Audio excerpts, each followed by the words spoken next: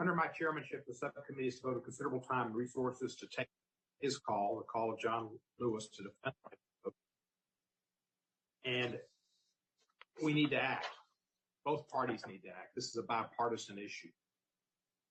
As we approach the first anniversary of John's passing, we in Congress must rededicate ourselves to protecting this most fundamental right at a time when it is again under threat, including in his own state of Georgia. And again, I would ask everybody, Democrat or Republican, Independent, John Lewis almost gave his life. He was there at the signing of the Voting Rights Act. We need to pass the John R. Lewis Voting Rights Act in his honor and in regard for our oath and our duties as defenders of the Constitution. Earlier this year, Georgia enacted a sweeping voter suppression law, SB 202, with little transparency or normal legislative process. SB 202 imposes unnecessary and arbitrary burdens on certain election practices that are disproportionately used by Black voters and other voters of color, including voter ID requirements for absentee ballots and criminal penalties for groups that provide voter assistance. It is for this reason the Department of Justice filed a lawsuit last Friday to challenge that law's legality under the Constitution and under the Voting Rights Act that remains. While much of the subcommittee's work over the last few years has been geared toward revitalizing the Voting Rights Act pre-clearance provision in the wake of the Supreme Court's 2013 decision in Shelby v. Holder, we will focus today on other provisions of the Act that, while not a substitute for pre-clearance, are nonetheless important supplements to it and remain viable, although may be in need of some additional strength. One consequence of the Shelby County decision is in the absence of pre-clearance, both the Justice Department and private parties have been forced to bring legal challenges to discriminatory voting laws pursuant to Section 2 of the Voting Rights Act. Section 2 prohibits any state or political subdivision from enacting any, quote, voting qualification or prerequisite to voting or standard practice or procedure which results in a denial or abridgment of right of any citizen of the United States to vote on account of their race or color, or on account of membership in a language minority group. As many witnesses have told us already, Section 2 litigation is expensive, time-consuming, and resource-intensive to the point that many plaintiffs with meritorious claims of voting discrimination may be dissuaded from even pursuing a lawsuit. The greatest concern with exclusive reliance on Section 2 litigation, which is all we have left after Shelby, is it's difficult, if not impossible, to stop the harm to voters that a discriminatory voting measure can inflict before such a measure is implemented. In theory, the Department of Justice can file a Section 2 lawsuit, seek a preliminary injunction to prevent discriminatory voting measures from being implemented. But given the complexity and time-consuming nature of Section 2 cases, it would be hard for anyone seeking a preliminary injunction to obtain one under the present standard. Compounding this difficulty is the fact that courts are reluctant to grant preliminary injunctions in the period shortly before an election, based in part on the Supreme Court's admonition in Purcell versus Gonzalez, that courts should be wary of enjoining electoral rules that when there is inadequate time to resolve factual disputes before the election proceeds. The result in many cases is that minority voters may be disenfranchised by a voting measure that a court may ultimately conclude is discriminatory, but which would be in effect during one or more elections. In short, in the absence of a preliminary injunction, minority voters could be irrevocably harmed by discrimination, as would democracy, and there would be no other after-the-fact remedy for that harm. H.R. 4, the John Lewis Voting Rights Advancement Act, from the 116th Congress, would partly address this situation by amending the preliminary injunction standard applicable to voting rights cases to ensure that plaintiffs can obtain such an injunction where they raise a serious question as to the merits of their claim. While no substitute for pre-clearance, this proposal would help mitigate some of the risks to harm to minority voters posed by the absence of pre-clearance. A less discussed consequence of the Shelby decision is that it undermined the ability of the Justice Department and the general public to get notice of any changes to voting laws, policies, or procedures. In addition to being an effective enforcement mechanism, pre-clearance can function as an effective notice regime. As Professor Justin Levitt testified before the subcommittee in 2019, without a pre-clearance system, it will be more difficult to learn about and draw appropriate attention to discriminatory policies so that few entities with sufficient resources and expertise know where to litigate in the first place. And I guess I slipped over the script there because I said the word line. And that was probably because of why I didn't sleep well last night. The lines are being redrawn as we speak. And the lines are being drawn in gerrymandered fashions throughout this country, but through a slip that I was privy to hear being done in Tennessee and in my district in such ways as to destroy the integrity of the city of Memphis, the county of Shelby, and district geographic lines. Done to, in essence, take certain people out of this district. We should have notice of that and an opportunity to prepare, but we won't. The need for such notice and transparency of changes in voting measures is particularly acute at the local level, where such changes can be otherwise hard to detect. These include last-minute changes to election procedures, changes in polling place resources, and changes in district lines, which are going on as we speak. H.R. 4 requires state and local jurisdictions to publicize types of changes in voting practices and provide other types of information that may be relevant to assessing potential violations of the Voting Rights Act. This type of reporting requirement entails a relatively low burden on states and plainly bears a logical relation to facilitating Congress' ability to ensure proper function of the law. H.R. 4 offered other enhancements to the Voting Rights Act, including making it easier for courts to bail in jurisdictions to pre-clearance on a case-by-case basis, and also make it easier for courts and the Department of Justice to authorize federal election observers. These proposals, like those concerning preliminary injunctions and notice, are simple and common sense fixes that we ought to support. We should think of America, we should think of democracy, and we should think of the Constitution before we think of politics. I thank our witnesses for the participation in today's hearing and look forward to their testimony. Now, my pleasure to recognize the ranking member of the subcommittee, the gentleman from Louisiana, Mr. Johnson, for his opening statement. Thank you, Mr. Chairman. This is the subcommittee's third hearing in the last 3 months regarding the Voting Rights Act. I understand the focus of today's hearing will be on preliminary injunctions and bail-in coverage and election observers and notice requirements. I presume my colleagues on the other side of the aisle will focus on these provisions in the context of H.R. 4, the Voting Rights Advancement Act. Unfortunately, just like H.R. 1, the misleadingly named For the People Act, H.R. 4 seeks to federalize elections. This is about federal control, a federal takeover of an area that has always been within the jurisdiction of the states. That would be contrary to the Constitution's explicit mandate that it is the state legislatures that administer our elections. H.R. 4 intends to reinstate the pre-clearance requirement that was struck down by the Supreme Court in 2013 as unconstitutional. It was for a good reason, and it was well explained by the court. This bill seeks to lower the triggering mechanism, which subjects jurisdictions to pre-approval from the Department of Justice at the federal level before they can make changes to any of their election procedures. Additionally, the legislation puts in place so-called practice-based clearance requirements. These would require all state legislatures and political subdivisions to seek permission from the federal government before they can change certain laws and policies. This is regardless of whether the jurisdiction has a history of any kind of discrimination or is covered under the new formula. And this legislation is just another example of a politically motivated power grab to enable partisan federal bureaucrats to control our state election laws.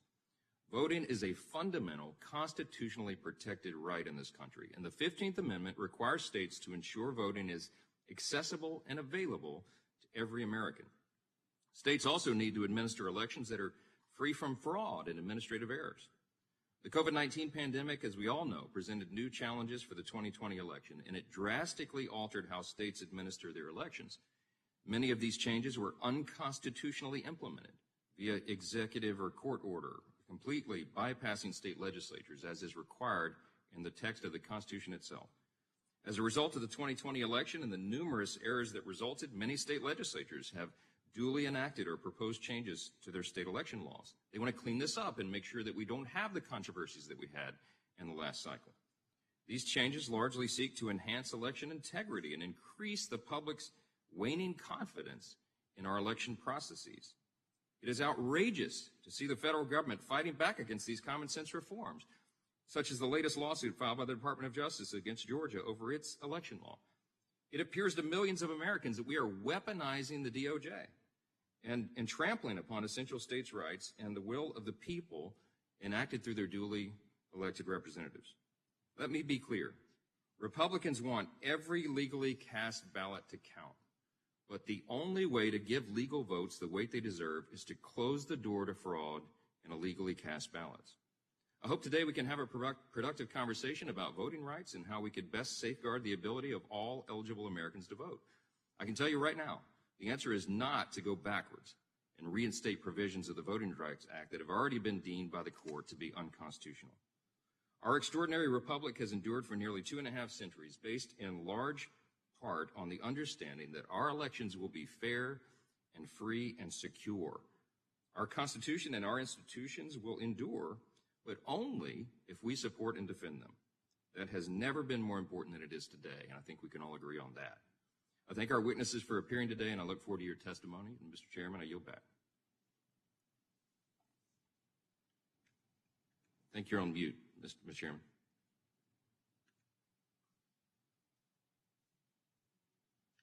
Thank you. That was. Does Mr. Nadler, the chairman of the full committee, is he present to give a statement, or does he have a statement he wants to submit? I'm here. Thank you. The chairman of the full committee, Mr. Nadler, is recognized for 5 minutes.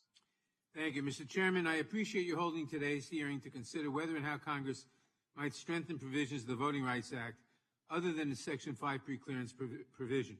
This subcommittee has rightfully spent much of its time since last Congress devoted to voting rights, specifically examining the proliferation of racially discriminatory voting barriers following the Supreme Court's decision in Shelby County versus Holder. During these hearings, we have heard significant testimony urging Congress to restore to full effectiveness the VRA's preclearance provision, which was rendered effectively void after Shelby County. Yet, while Section 5 preclearance is perhaps the VRA's most important enforcement tool, and revitalizing this provision is the most effective remedy to the ongoing widespread and persistent voter discrimination throughout the country, in the 8 years since preclearance was effectively gutted, we have seen the critical role that other Voting Rights Act provisions also play in remedying the plague of voter discrimination. Our experience since Shelby County has also taught us, however, that each of these provisions has shortcomings that can be improved upon. First among these is litigation under Section 2 of the Act, which prohibits voting practices or procedures that discriminate on the basis of race, color, or membership in certain language minority groups. While an important pillar of the VRA, Section 2 litigation is not a substitute for a working preclearance regime. One weakness of Section 2 is the difficulty plaintiffs face in obtaining preliminary injunctive relief to prevent the challenged voting law procedure from going into effect while litigation is pending. We will hear from our witnesses today that this often results in the effective disenfranchisement of minority voters because a challenged law that ultimately is found to be discriminatory remains in effect for the duration of lengthy litigation.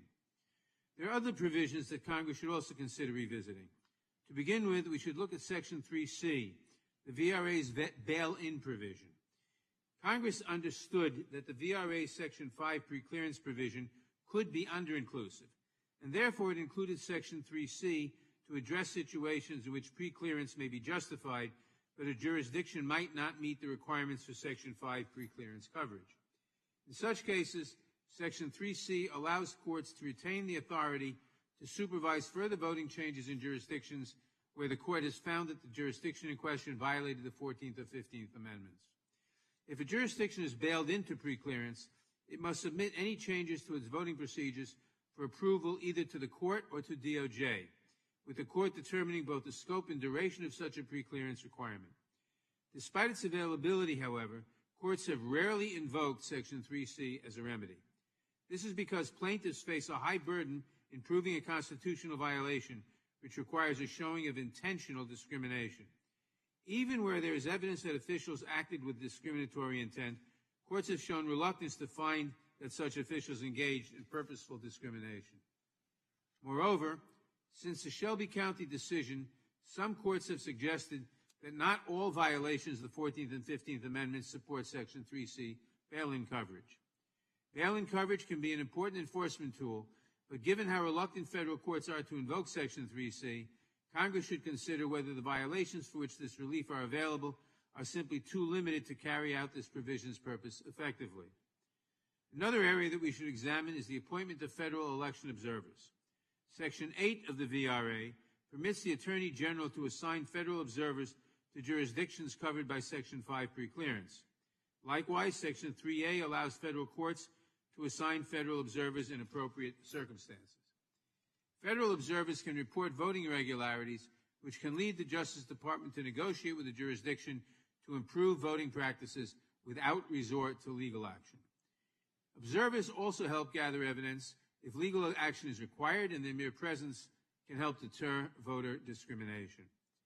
An oft-overlooked side effect of the Shelby County decision, however, is that it significantly reduced the number of federal observer appointments.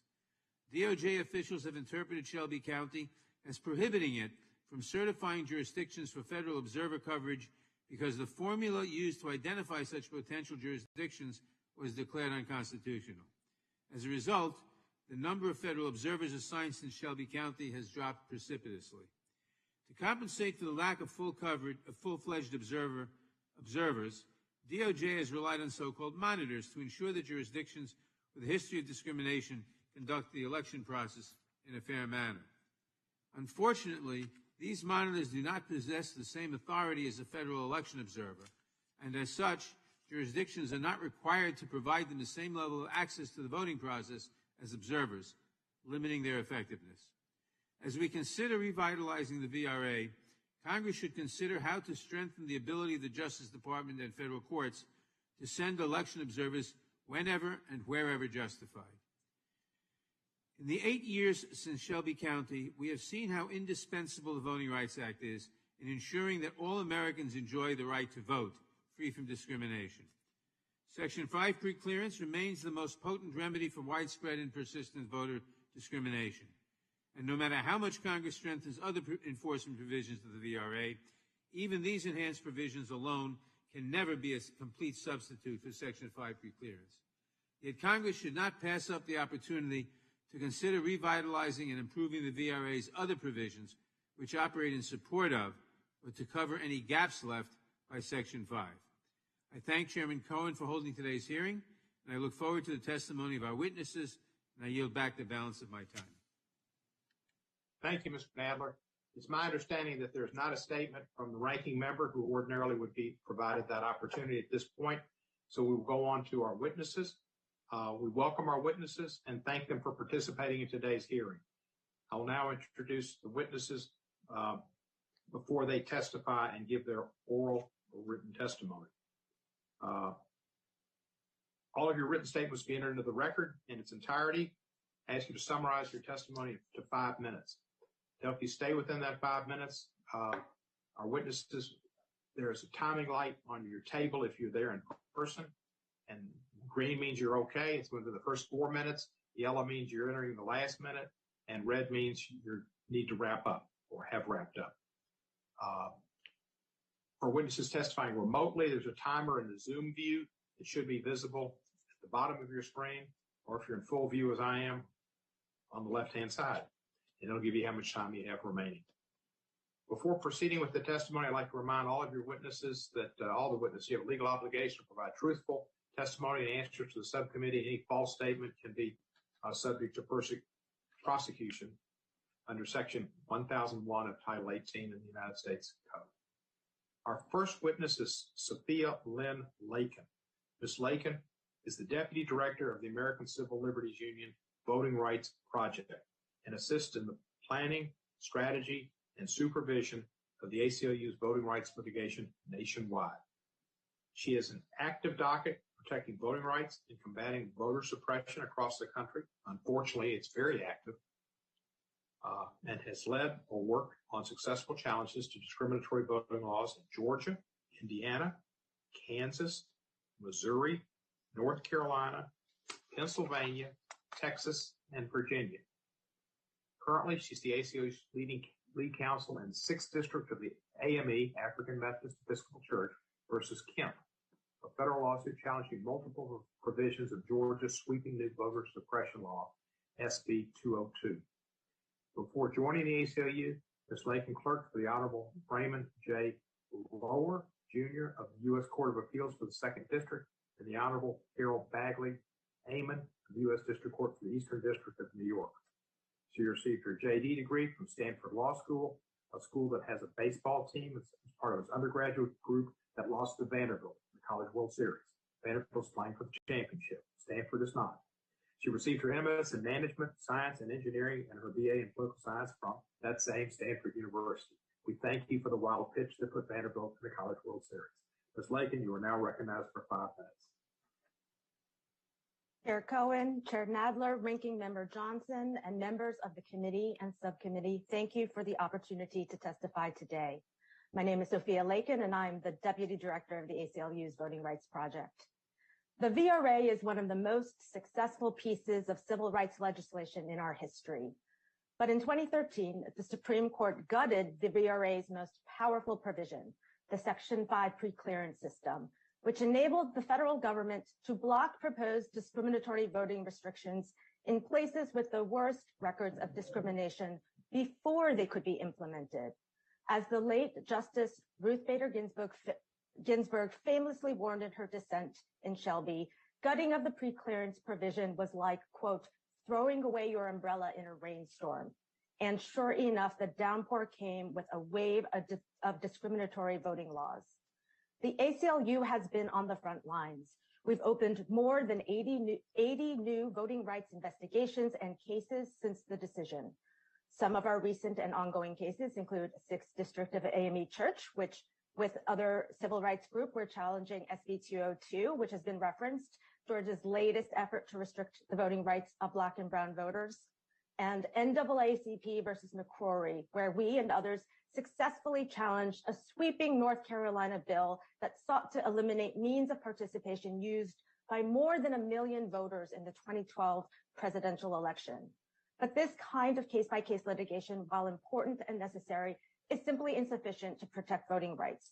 Voting rights litigation is incredibly expensive, complex, and time-consuming. Their costs can easily run in the 6 figures. These cases also take multiple years to litigate, which means many elections involving hundreds of elected officials can take place under regimes that are later found to be racially discriminatory. An irrevocable taint on our democracy that we have unfortunately seen play out in states like North Carolina and Texas. I detail several other examples in my written testimony. The Supreme Court in Shelby based its ruling in part on the assumption that preliminary relief would be available before an election to guard against this problem. But the theoretical availability of such relief has also proven to be inadequate. The current standard for obtaining a preliminary injunction makes it difficult to obtain. My written testimony describes 15 cases in which voting rights plaintiffs who ultimately succeeded were unable to obtain preliminary relief while their cases were pending, with numerous elections taking place, millions of voters casting ballots, and hundreds of elected officials taking office under regimes courts ultimately find are discriminatory or are abandoned. The problem has only worsened due to the expansion of the so-called Purcell principle. This is the idea that courts should be cautious changing election rules if an election is imminent.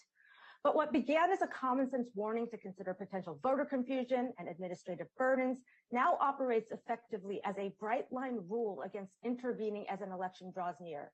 The use of Purcell to stymie voting rights plaintiffs has skyrocketed in recent years, from 6 in 2012 to 11 in 2016 to 58 times in 2020.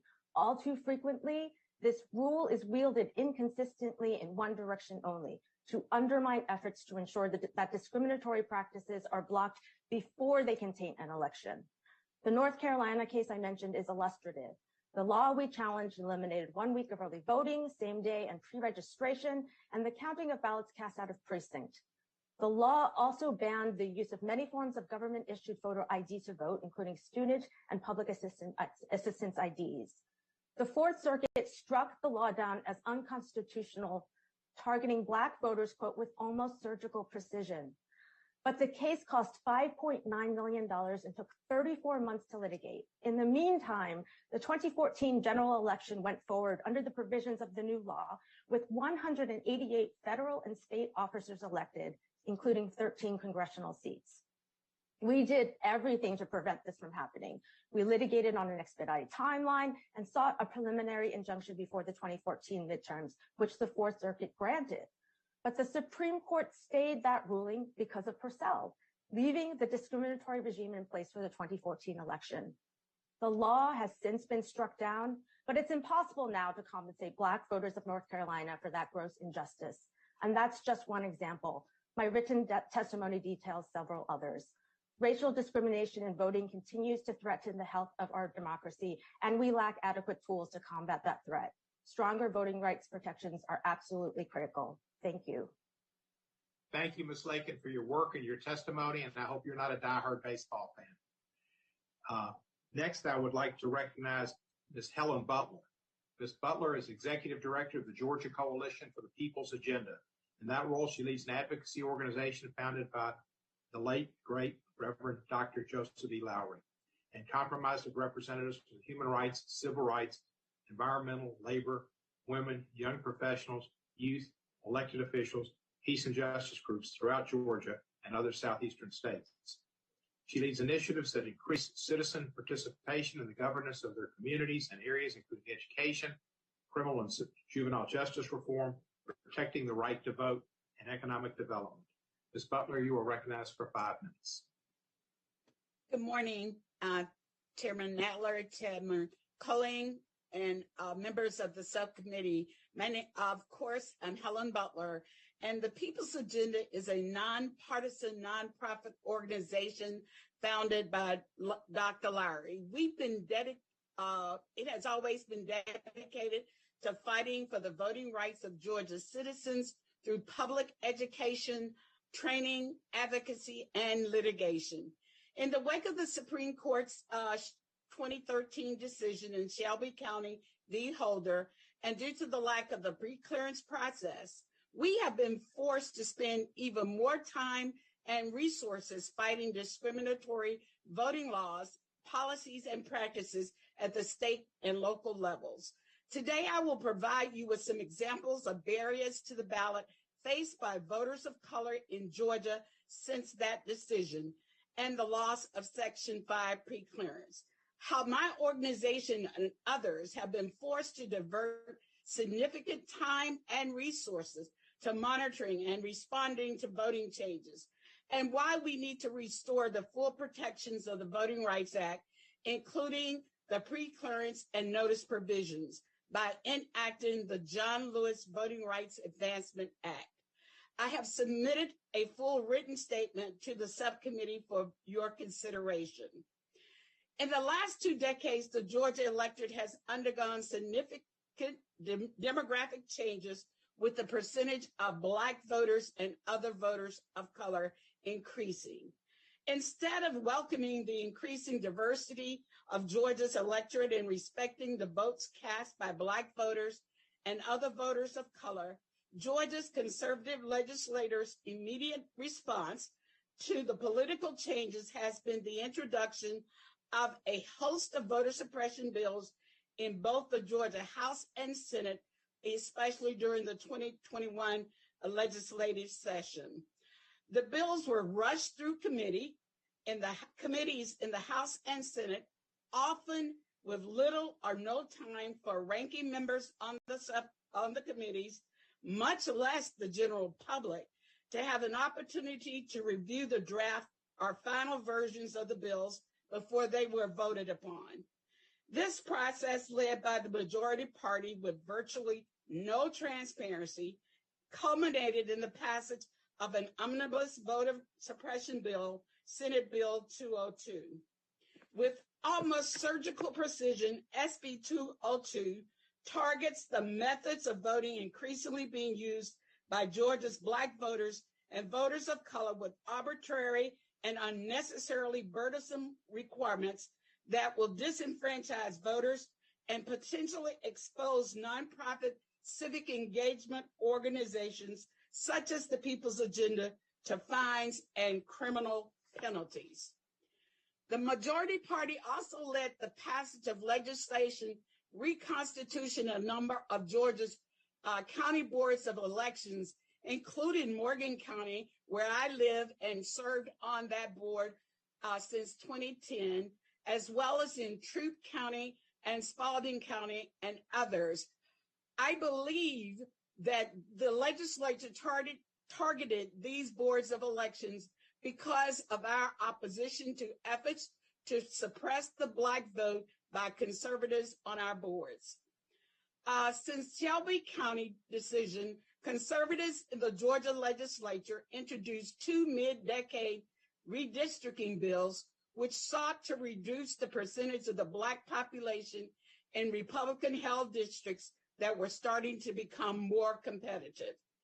Given the history of unconstitutional racial gerrymandering by the Georgia General Assembly, the People's Agenda is concerned about the potential for a repeat of these tactics during our current redistricting cycle in Georgia, particularly in the absence of pre-clearance of the plans by the Department of Justice.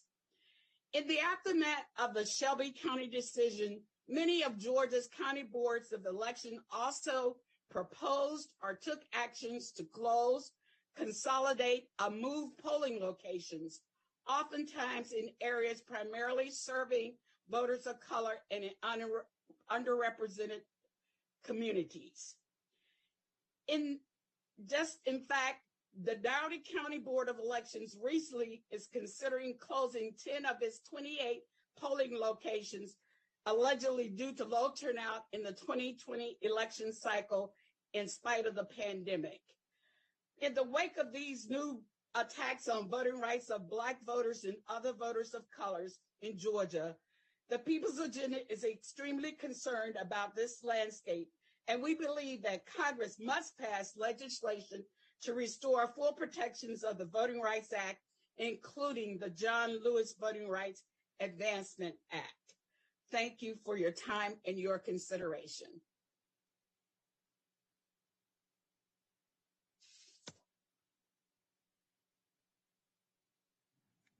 You're on mute. Thank you, sir. Our third witness is Maureen Riordan. Ms. Riordan is litigation counsel at the Public Interest Legal Foundation, which she joined in 2021. Previously, she spent 20 years as an attorney in the voting section of the Civil Rights Division of the U.S. Department of Justice, where she worked on hundreds of elections, voting, and redistricting matters.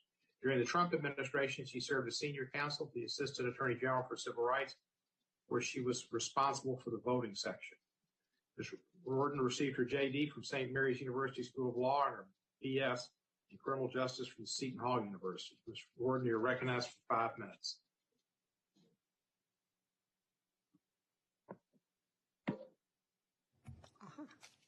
Good morning, Mr. Chairman, ranking members, and members of the subcommittee. Thank you for your invitation to speak with you today. As indicated, I'm an attorney with the Public Interest Legal Foundation, a nonpartisan charity devoted to promoting election integrity and preserving the constitutional mandate that allows states to administer their own elections. I've been an attorney for approximately 35 years, 20 of which I served in the voting section. 20 years at DOJ, approximately 18 in the voting section, in addition to being senior counsel to the Associate AG for Civil Rights. From August of 2000 until the Supreme Court's decision in Shelby County versus Holder, my primary responsibility was to review changes submitted for preclearance under Section 5. I've also conducted election monitoring throughout the United States, both with and without federal observers. I began my employment approximately 3 months prior to the 2000 election, and when the Florida recount occurred, I was shocked when I personally observed voting section staff discussing strategies, faxing, and receiving information from DNC operatives in Florida. I have also witnessed twisted racialism. When George Bush appointed Ralph Boyd, an African American, to head the Civil Rights Division, I often heard from career voting section attorneys that he's not really Black and that no self-respecting Black man would be a Republican. These statements and beliefs were many. I would urge every member here to read the DOJ Inspector General report on the voting section, and it provides instance after instance of bad behavior, often racially motivated among staff. It also includes abuse of an African American paralegal deemed not black enough by voting staff. The voting section has a long record of abuse by its attorneys for improper collaboration in reviewing Section 5 submissions. It's been sanctioned by courts. Between 1993 and 2000, the voting section has been sanctioned over $2 million.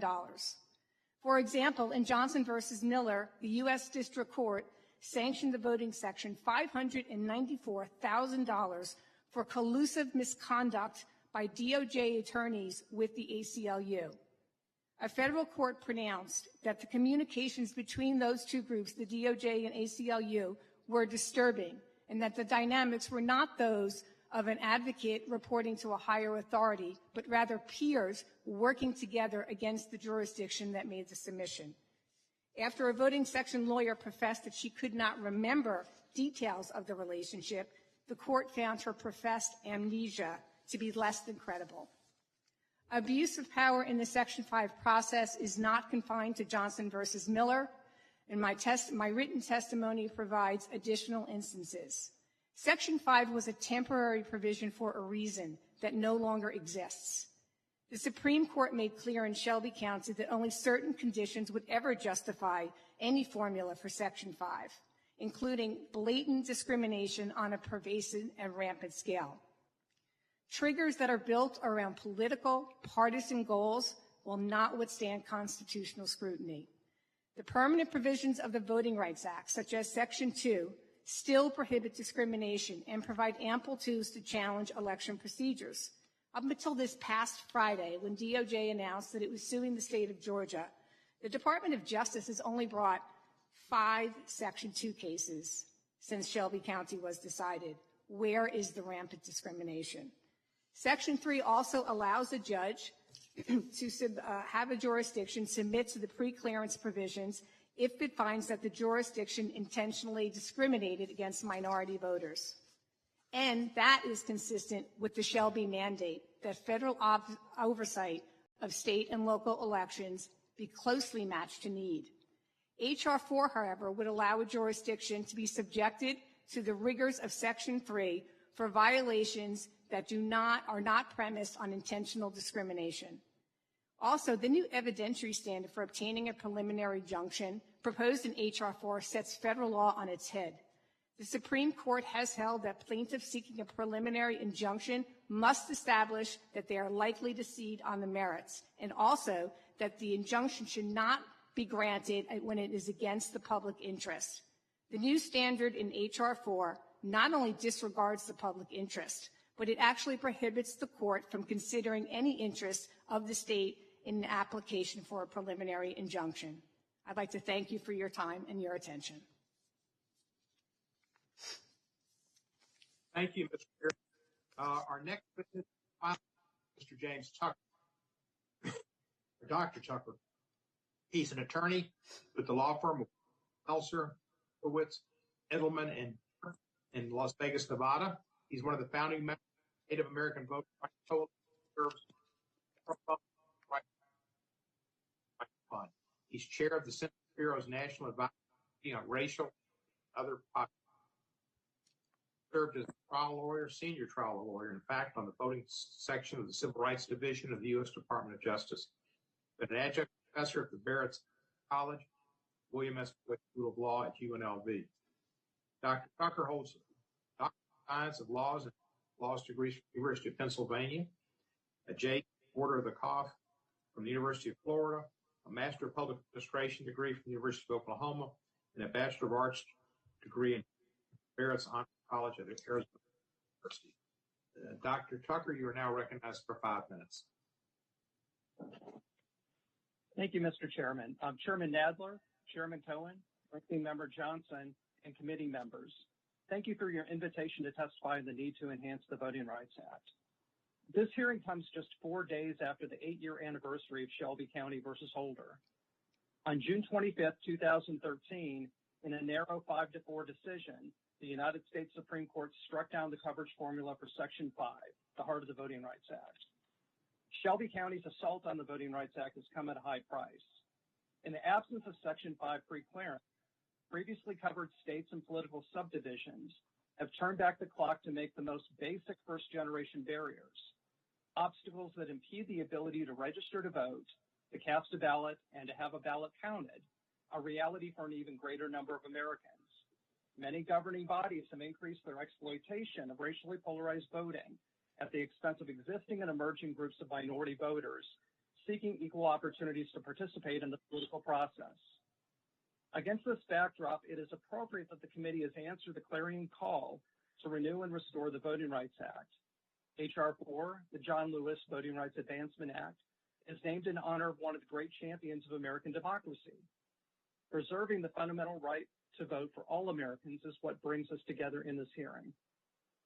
Today, as a result of Shelby County, there is no longer any coverage under Section 4 of the VRA. Section 3C bail-in currently is the only way that a state or political subdivision can be required to submit covered voting changes for preclearance. However, the bail-in provision is sparingly used. Before Shelby County, only 18 jurisdictions bailed in under Section 3C, 2 states, Arkansas and New Mexico, 12 counties, 2 municipalities, and 2 school districts. Over half of those jurisdictions, 10, were bailed in for discrimination against American Indians. All but 2 were bailed in by consent judgments. Since 2013, only a few more political subdivisions have bailed in.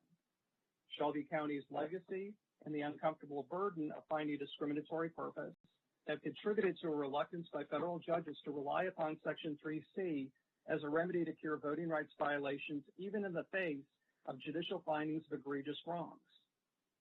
H.R. 4 makes 2 changes that directly impact bail-in.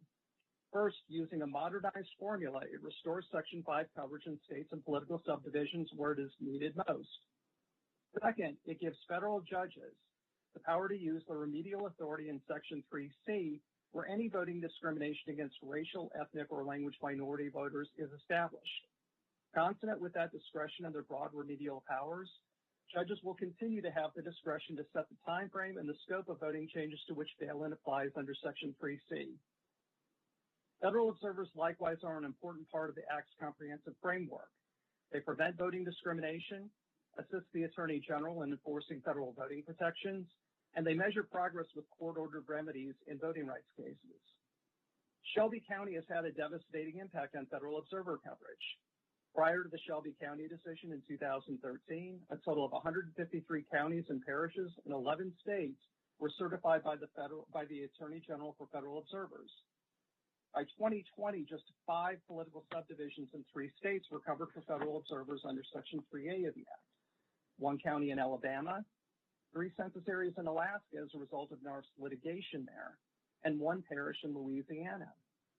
In the November 3rd, 2020 election, not a single federal observer was dispatched by the Justice Department and the Office of Personnel Management, which is unprecedented for coverage of presidential elections in recent decades.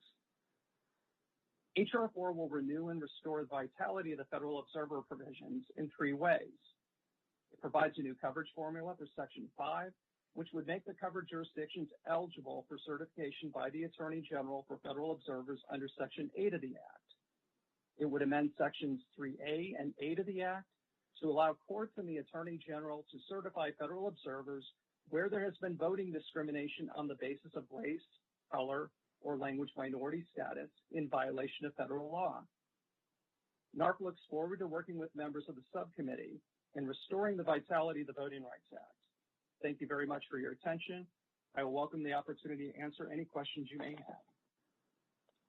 Thank you, Dr. Tucker. And I'll now go into our witness questioning phase, and I will proceed with the first questions for 5 minutes. First, Dr. Tucker, you mentioned how there was no observers during this past election and some changes. Was the voting rights section of the Justice Department absent without a cause during the Trump administration? I think it's fair to say that those of us who are on the outside looking in are disappointed in terms of what the enforcement activities were under the Trump administration. One of the things that I know that Ms. Lakin alluded to, and it's certainly an issue that we've also seen with the Native American Rights Fund, is that The heft of that burden has fallen on private attorneys general, which are the civil rights organizations and private individuals and groups that have had to bring the litigation on their own. It's very expensive. Just by way of example, in Alaska, it cost us $2 million in approximately 18 months to be able to stop some language assistance, the absence of language assistance through a Section 203 case. It's very, very time consuming and expensive. And unfortunately, DOJ. Well, I'm going to go on with my questioning, if that's all right, because we're frozen. Ms. Lakin, let me ask you this. As a lead attorney with the ACLU, was there any particular reason why there were so few actions under Section 2 in the years that Ms. Riordan pointed out? Was it because everything had gotten better and all these states stopped doing their voodoo that they've been doing for so many years? Or was it absence of actions on the government? Thank you for your question. As Dr. Tucker has pointed out, the civil rights organizations that have been working to protect voting rights have been incredibly engaged in voting rights litigation under Section 2, under the Constitution, under other federal laws, like the NVRA as well. So to the extent that the Justice Department itself was not bringing actions, I would say that that doesn't characterize the state of litigation in the post-Shelby world. I think in previous testimony, Dale Ho of the ACLU has testified to the number of cases that the ACLU itself has brought under Section 2 alone, and that has certainly quite a number in the wake. As Dr. Tucker mentioned, these cases are incredibly costly. They're complex. They're time-consuming. We've shouldered our fair share along with other civil rights organizations and really attempted to keep voting rights protected during this period of time. But it's simply insufficient to protect voters from losing the right to vote or being forced to vote under discriminatory regimes. And there's no way to compensate voters after the fact. Ms. Lakin, you brought up in your testimony Purcell versus Gonzalez, the case that said kind of go real easy on injunctive relief. Probably well-intentioned. I presume it was, just as Shelby versus Holder was probably well-intentioned, but a disaster. Both were disasters for voting rights and the opportunity for people to vote. What should Congress do to address the problems that the judiciary's application of the Purcell principle has created?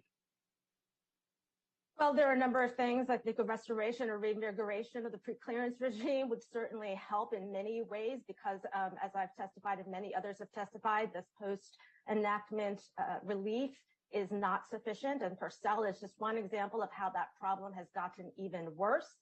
The preliminary injunction standard, as it's being applied, this likelihood of success of the merits which plaintiffs have to show in order to obtain preliminary relief, courts have become even more reluctant, I would say, without a very substantial showing of likelihood of success on the merits, in part because of the growth and explosion of the use of this Purcell principle as a way to almost abstain from weighing in on the merits of the case. So you have cases where courts have found a likely violation or likely constitutional violation or discrimination, and yet because it's close to the election, simply throw up their hands and say, I'm just going to let this lie for now. And that is certainly a problem. And Congress has many different ways to get involved. One would be, of course, lowering the standard for winning preliminary injunction relief. The second would also be, of course, restoring the preclearance regime, and perhaps there are other means for asking for certain fixes to the Purcell doctrine itself.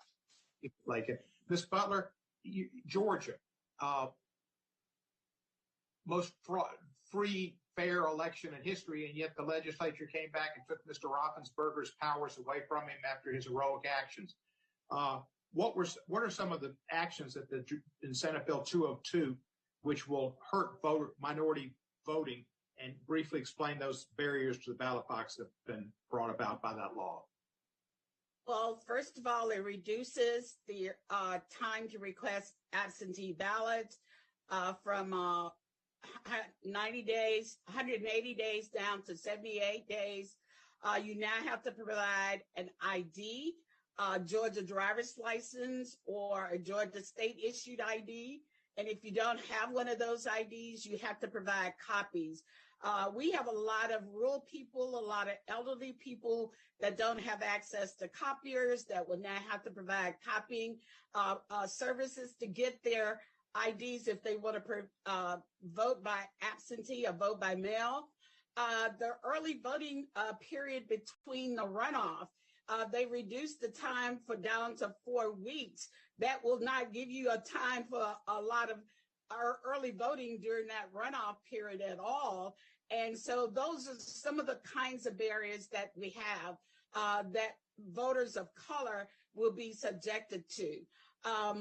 There's broadband. A lot of people in rural areas don't have broadband access. So to get this documents to the boards of election, they will have to get it there through other means. So it's really important that we put pre-clearance back into process for these laws, because they're just putting barriers there. There was nothing about the election process. We had two audits and a recount. So it really was not fraud. And so it was a fair election, but they did implement these laws as well. Thank you very much, Ms. Butler. I appreciate your response. Next, I recognize Mr. Johnson from Louisiana for 5 minutes. I thank you for that, Mr. Chairman. This is an exercise in advancing a political narrative. I mentioned at the outset here, this is our third hearing on the Voting Rights Act in 3 months, because apparently the majority party thinks that this is politically advantageous. I love what at least one of the witnesses has said here today, bringing common sense into the equation, and I want to ask Ms. Riordan, am I pronouncing that right? What's the right pronunciation? Thank you. It's Riordan. One recent analyst said about H.R. 4, I'm going to quote them. They said that it would update the coverage formula by making it, quote, more onerous and almost impossible for states to defend against lawsuits against them.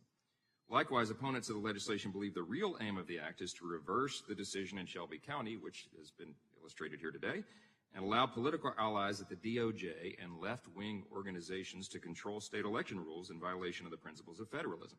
I want to thank you for your expertise today, your clarity on this subject this morning. A quarter century at the DOJ in this arena is quite impressive, and you pointed out that H.R. 4 is hugely problematic. You testified the Voting Rights Act is still working today without the pre-clearance requirement, which is a dated requirement, as you pointed out. It still clearly prohibits discrimination, but you noted, and I'm very interested in this, the DOJ has only brought 5 Section 2 cases since Shelby County was handed down 8 years ago. Are they ignoring rampant acts of discrimination out there? What do you think? I think that the rampant acts of discrimination do not exist. I can tell you that there was a comment about whether or not there were cases brought during the Trump administration. During my time period at the front office as a senior counsel, I am unaware of any request by the voting section to bring a Section 2 action that was denied by leadership. And if I'm correct, my math is right, 8 years ago, Shelby County's handed down. Wasn't Eric Holder in charge of the DOJ during part of that time?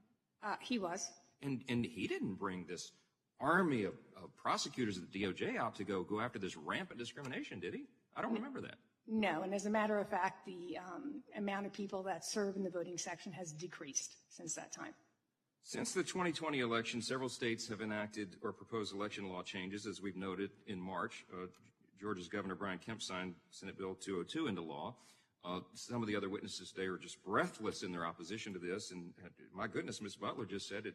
Requiring, for example, a valid ID to vote is an unreasonable, oppressive requirement. Is that your view on voter ID as well? No, it's not. I mean, first of all, the laws in Georgia already require an ID for in-person voting.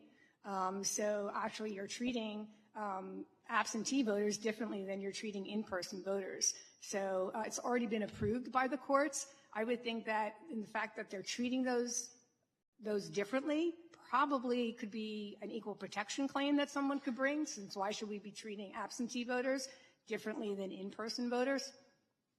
Very, very well said. And last week, of course, the DOJ famously, in a press conference, filed a lawsuit against Georgia over its voting law. And I just want to know if the Department of Justice has issues with that law in Georgia.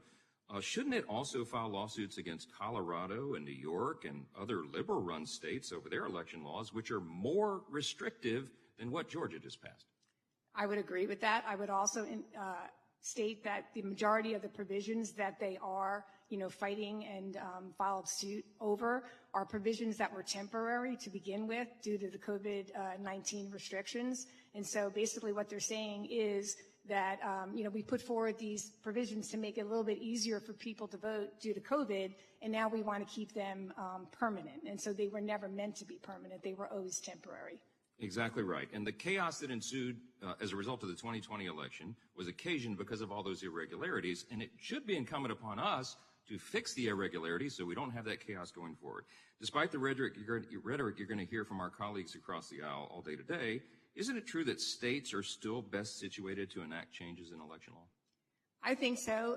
After all of my time in the voting section reviewing changes under Section 5 preclearance, the majority of those changes are really very, very small, very minute. And in the time period that I was there from 2000 and until Shelby County, we actually reviewed 222,000 submissions, and there were 81 objections during that time period. That is less than a third of 1% of the of the submissions that were actually issued an objection. And some of the things that I included in my written testimony, some of those objections that really were not based in fact, but based on politics, were included in those 81 objections. I'm out of time, but I think that last phrase summarizes it. Thank you for being here today and being clear and being here in person. I yield back.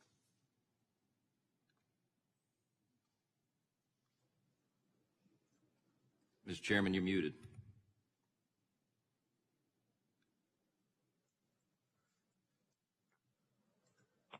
Thank you. I wish the staff wouldn't mute me every time. I don't need to be muted. Please don't do that. Mr. Nadler, you're recognized. Thank you, Mr. Chairman. Mr. Tucker, as I noted in my opening statement, the number of federal observers appointments has dropped precipitously since Shelby County, and to compensate for this significant reduction, DOJ has appointed monitors instead. These monitors appear to be a poor substitute for observers because they lack the same legal authority to demand access to the voting process. What can Congress do to strengthen both the authority of the federal courts and the Attorney General to appoint observers under Sections 3A and 8 of the Voting Rights Act?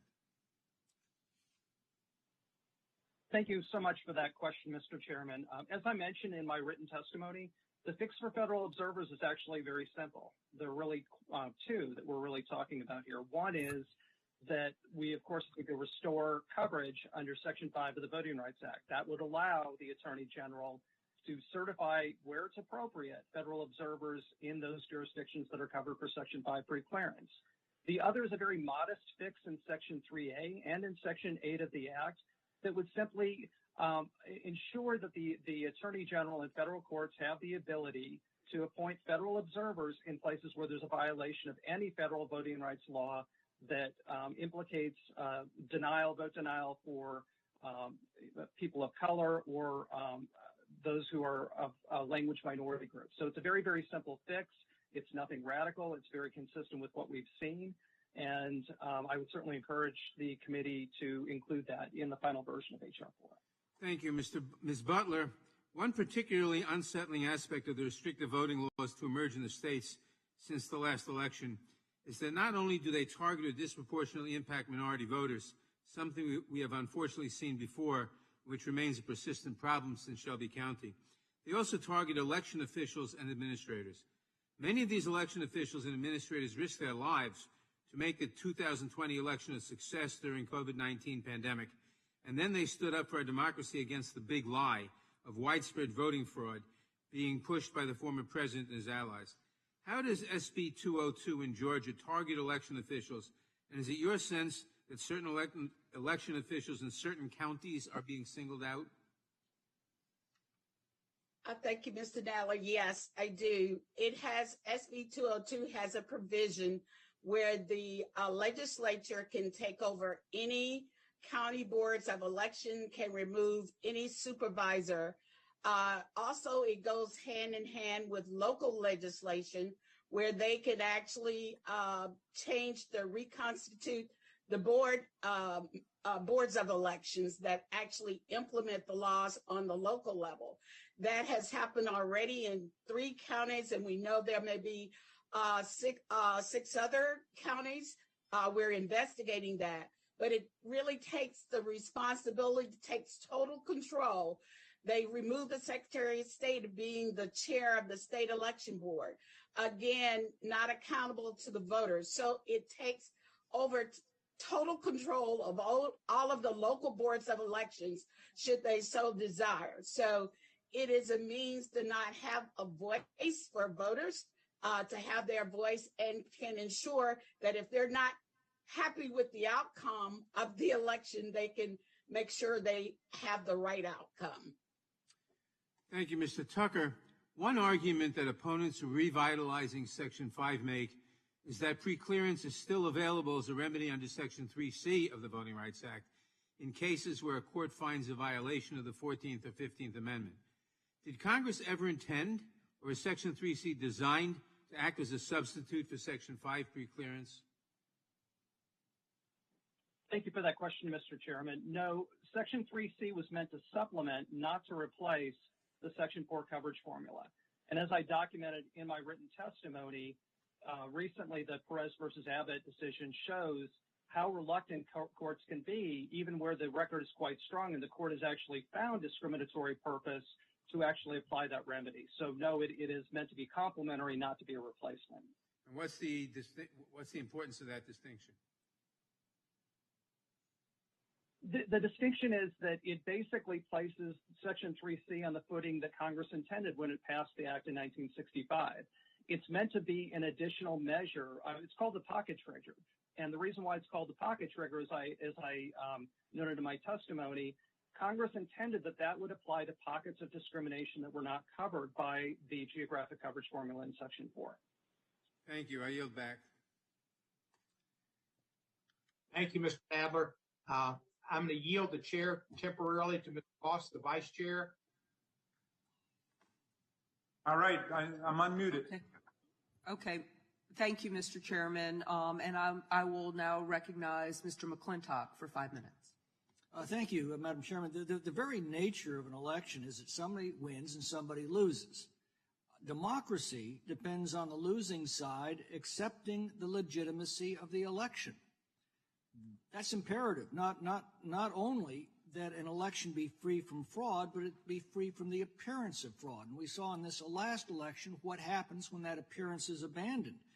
And it's been abandoned to a system where it's very difficult to purge voter rolls of people who've died or moved. We then send out ballots to all of those names on the rolls, and then we follow up those ballots with partisan workers to collect them. You know, there was a single woman in my office who received no fewer than 5 ballots at her apartment in Washington, D.C. And I got similar complaints from constituents in my district 3,000 miles away in California. There's a reason why drug tests can't be mailed in.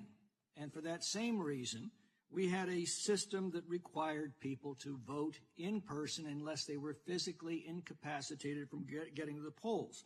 And that system worked well. The process began with registration. You appeared before a deputy registrar of voters. You swore to your identity and your eligibility. It wasn't hard to find them. You can find them in every neighborhood fire station or library. Registration closed 30 days before the election, so candidates knew who they were communicating with, and all parties could then canvass the precincts and challenge names that had moved or died. Then, on Election Day, and that's an important term, we called it Election Day because it was the day after the debate was over. We all went to our neighborhood polling place, which was usually at a neighborhood elementary school or a neighbor's garage. We looked our neighbors on the polling board in the eye as they handed us our ballot.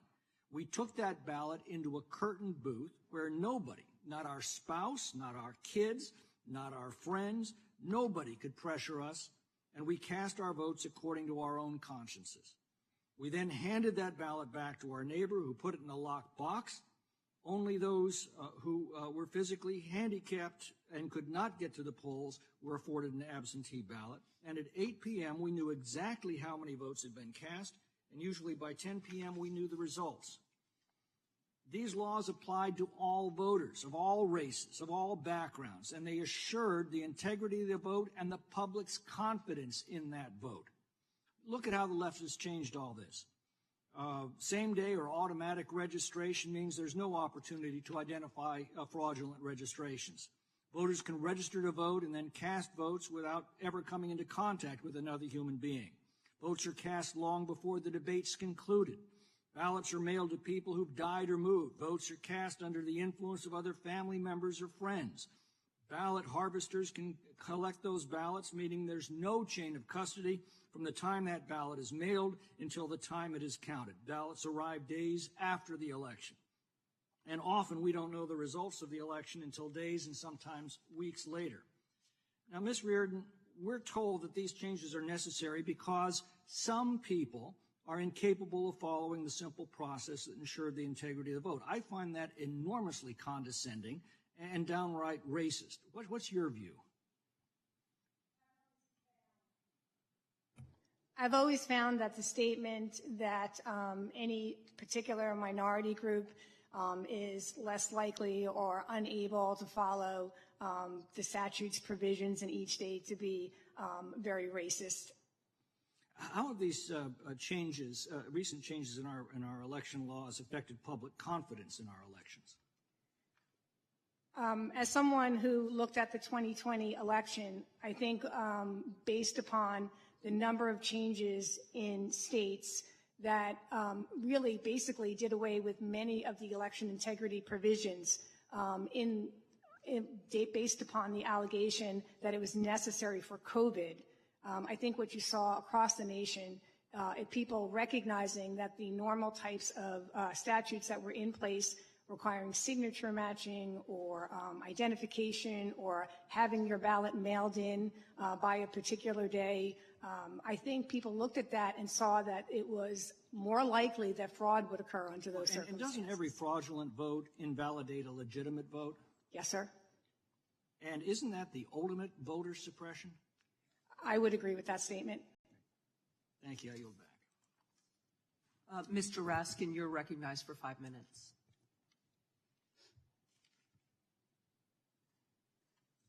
You're muted. Ms. Butler, I'd like to come to you, if I might.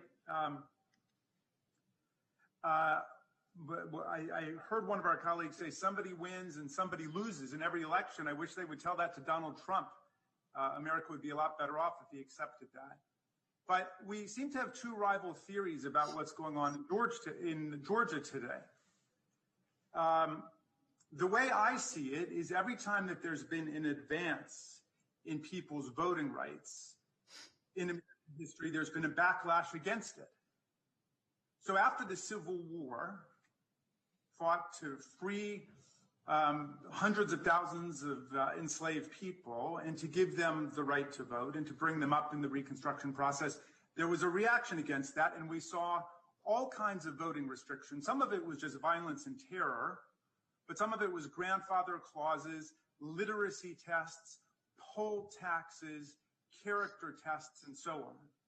And these laws were instituted in order to secure the purity of the ballot, which essentially meant keeping black people from voting. And we've seen these constant efforts to undermine voting rights of African Americans in our history.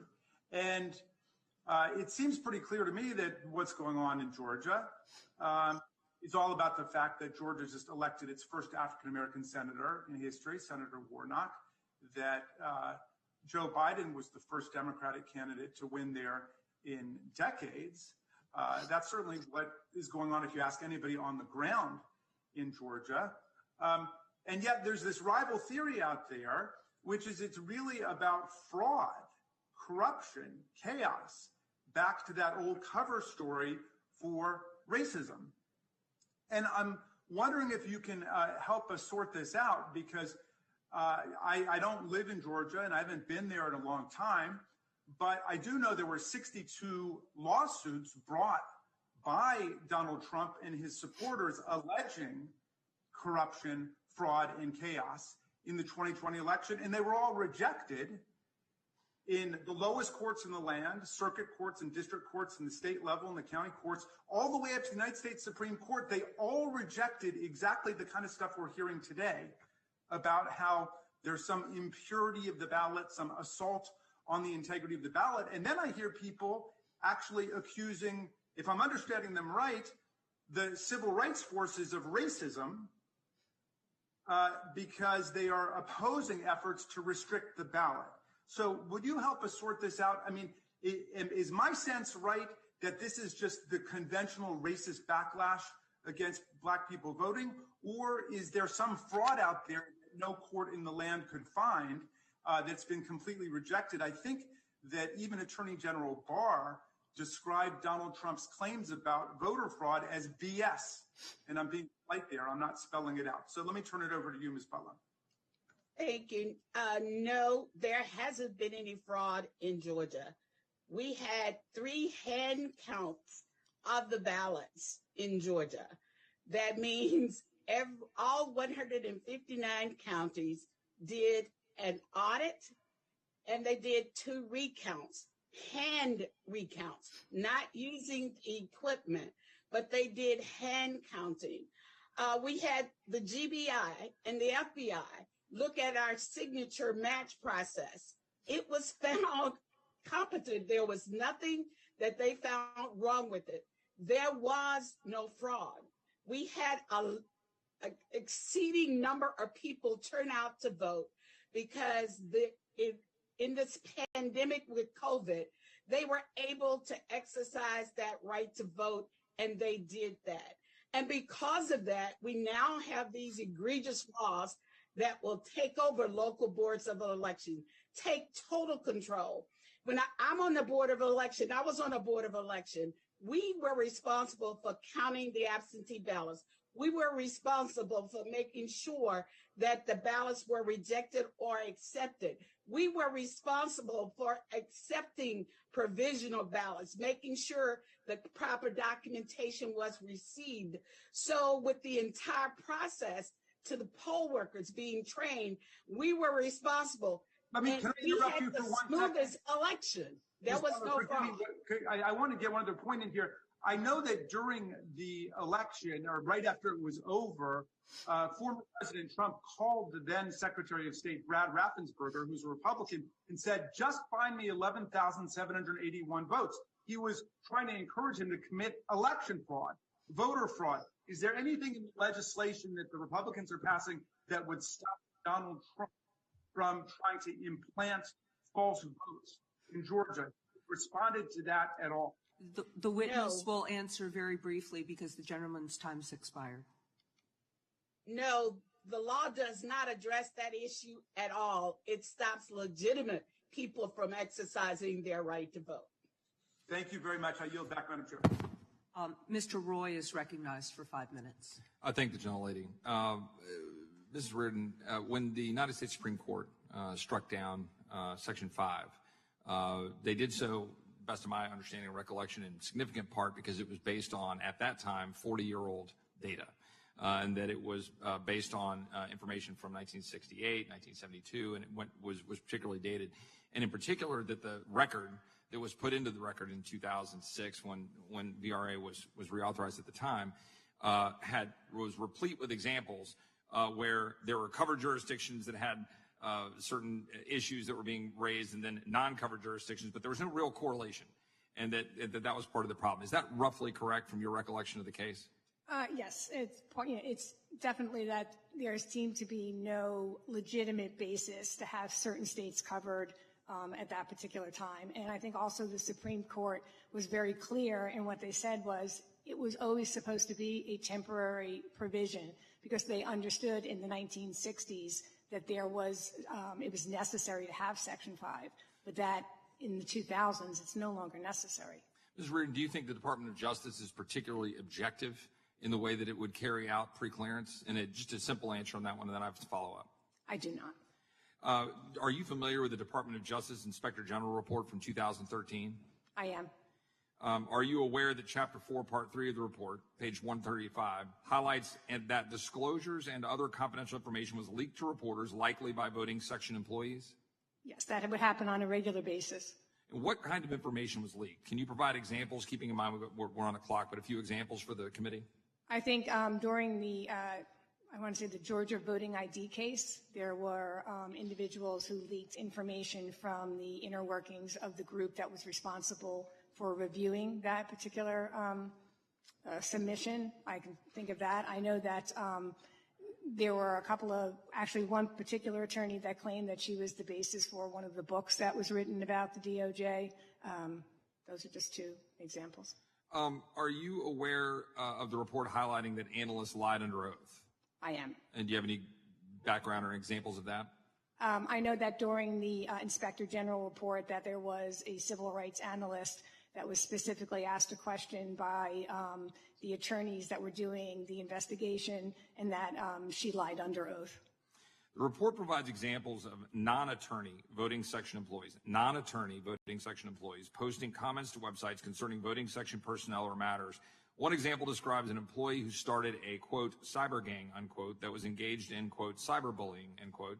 According to the report, he told the OIG that for his internet postings, he selected as his alias the name of the protagonist of a well-known novel because he represented the archetype angry black guy, end quote, page 129 of the report.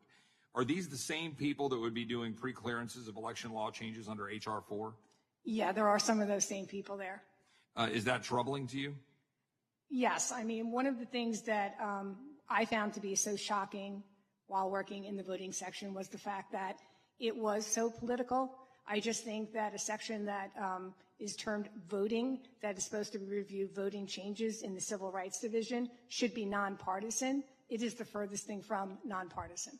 I apologize for being a little bit late. I had a conflict, but I suppose there's been some conversations here about H.R. 1 and S1 and about some of the issues involved with those pieces of legislation. Obviously, right now, having hit a wall in the Senate, do you believe that H.R. 4 is trying to be used as a backdoor to try to get the federal takeover of elections carried out in the absence of being able to currently get that executed on the Democratic side of the aisle? I do. I think that this particular bill is looking to reauthorize a provision of the Voting Rights Act that is no longer necessary because there is no rampant discrimination in voting. One of the things that I said earlier was the fact that during the time period that I was there, from 2000 until 2013, there were 222,000 submissions that were submitted by local jurisdictions. I would say that 98% of those submissions really concern moving a polling place within the same building. There is just not rampant voting discrimination between 2000 and 2013. There certainly isn't today. When my colleagues on the other side of the aisle say that, quote, the Voting Rights Act has basically been, turned over or overturned by the court, that's not true, is it, right? We're talking about Section 5. The Voting Rights Act remains firmly in place, protects the rights of American people to vote. But rather what we're doing is allowing states to continue to be able to figure out the laws and place voting booths where they need to be and so forth. Would you agree with that? I would. Thank you, ma'am. Yield back. Thank you, Ms. Ross, for taking the chair. Take the chair and recognize you for your 5 minutes of questioning. Thank you, Mr. Chairman. As a civil rights attorney and former state representative, I've witnessed firsthand the incursion on voting rights in North Carolina and fought against them. In 2011, the North Carolina General Assembly completed redistricting that relied on racial gerrymandering. These newly drawn maps were ultimately struck down by the United States Supreme Court, and in 2017 in Cooper versus Harris. However, numerous elections occurred during the intervening years. Those who were elected because of the unconstitutional maps went on to incur incumbent advantage and in some case work against the interests of those who were disenfranchised. I was there in the North Carolina General Assembly in 2011 when that redistricting occurred. In 2013, North Carolina enacted a restrictive voter ID law, which the Fourth Circuit noted targeted African Americans with almost surgical precision. The very forms of identification prohibited by this law were those disproportionately held by African Americans, and the bill eliminated a week of early voting, a period which African Americans utilized the most. Once again, the courts righted the wrongs of the state legislature, but it took nearly 3 years for the litigation to reach its conclusion. During that period, nearly 200 officials were elected, including a U.S. Senator, 13 members of Congress, and 4 North Carolina Supreme Court justices. These cases in North Carolina demonstrate that Section 2 litigation by itself is not sufficient to protect voting rights. We need to stop voter suppression before it happens, not years afterward. Disenfranchised Americans cannot wait years for their rights to be restored and uncompensated. It is not possible for voters to truly receive a remedy on the back end. Efforts to undermine our core American values should never be allowed to take effect. My first question is for Ms. Lakin on the Purcell principle.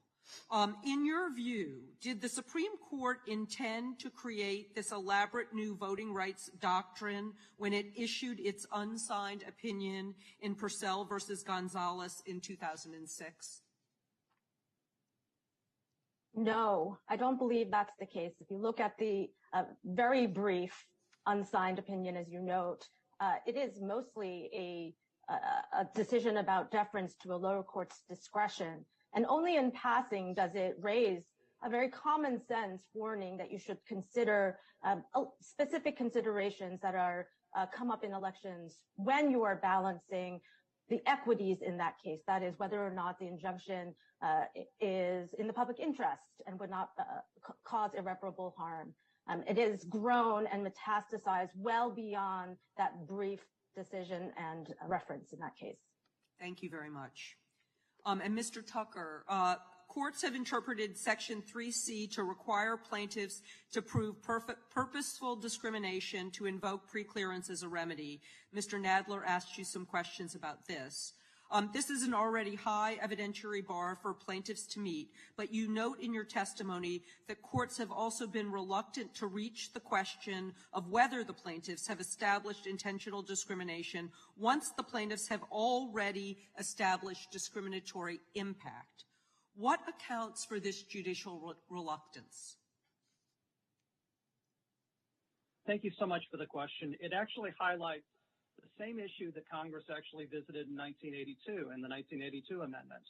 Following the City of Mobile versus Bolden decision, that's precisely what we saw with Section 2 cases, that there was a reluctance if Section 2 was going to be construed in the same manner as the 15th Amendment, that judges are frankly hesitant to call their neighbors, to call their friends, to call election officials that they may have dinner with racist.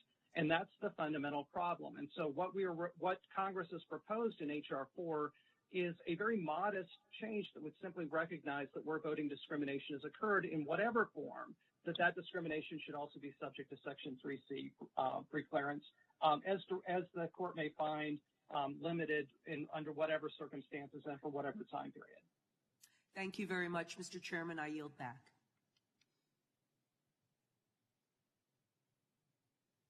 Thank you.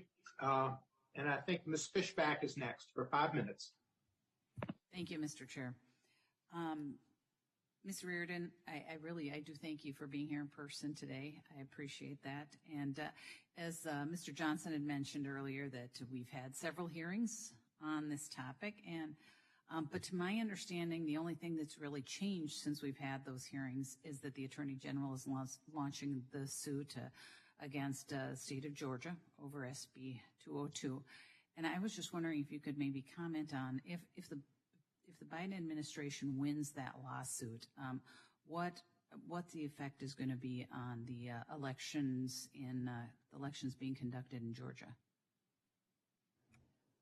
If the Biden administration is successful in the Section 2 matter, what will happen is one of the things that they're asking for is they're asking for the state of Georgia, of course, to be covered under Section 3C. So every single voting change in the state of Georgia will need to be submitted to the Department of Justice for preclearance. And they're also asking for a preliminary injunction against the changes. So if they are successful, none of SB 202 will move forward. In addition, they're asking for federal observers to be placed there. But in the end game, if they are successful in showing that SB 202 was instituted with a discriminatory purpose, which is what they are arguing, then SB 202 will not be able to go forward. It will be declared unconstitutional. Thank you. And what it sounds like to me, is a real invasion of the federal government into state elections. But and what implications? What would the implications be if HR 4 on stage, which are attempting to answer waning faith in elections by strengthening election integrity? What would the effect of the implications of HR 4?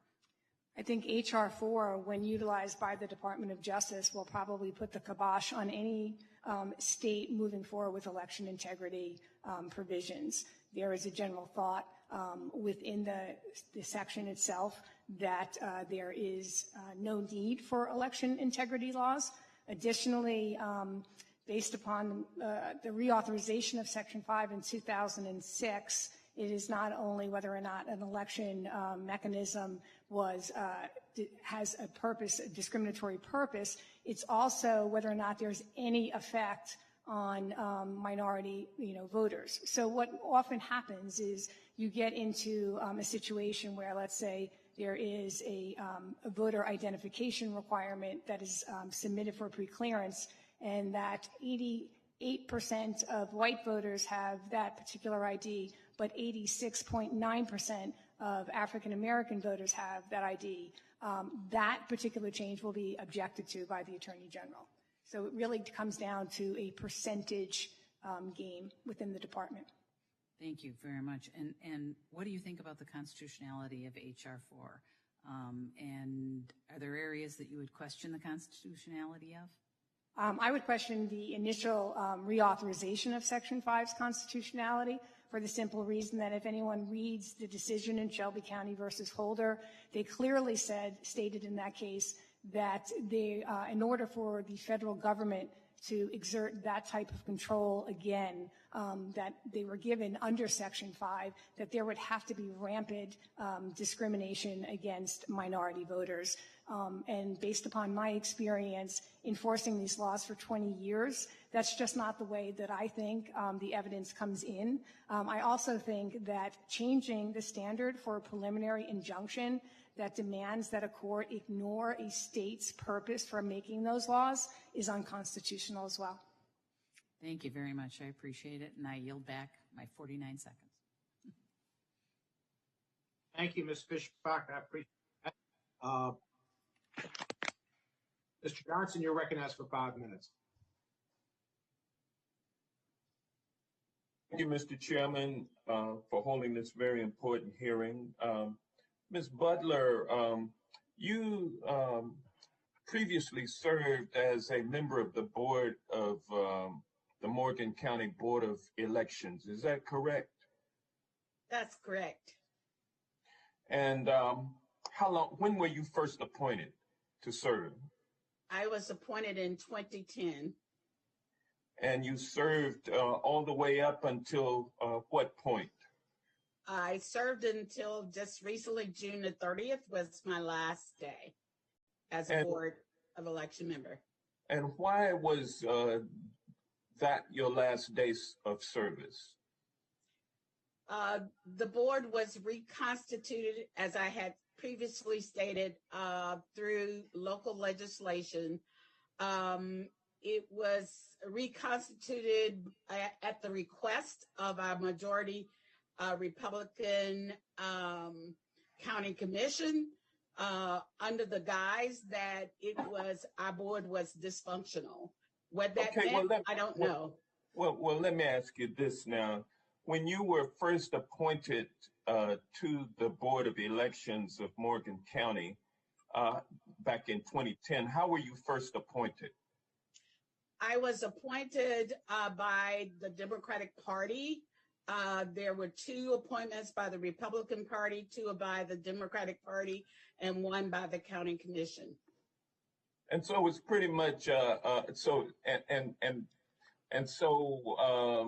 was it And let me ask you about Morgan County. Now, Morgan County is a county where there are roughly 72.7% white and 23.6% black. Is that correct? That's correct. And back in the 2020 election, about 28.6% of the voters voted Democratic. Is that correct? That's correct also. And so you were previously appointed to serve on the Board of Elections by the Democratic Party, which elected 2 Democrats, and the Republicans had 2 seats that they controlled. And then the county commission appointed 1 person. That person was nonpartisan. Correct. And so you had pretty much a nonpartisan board. But now with Senate Bill 202 having become law, it included a provision that was inserted by your local legislator that changed the way that the Board of Elections members were chosen, correct? That's correct. They're now chosen.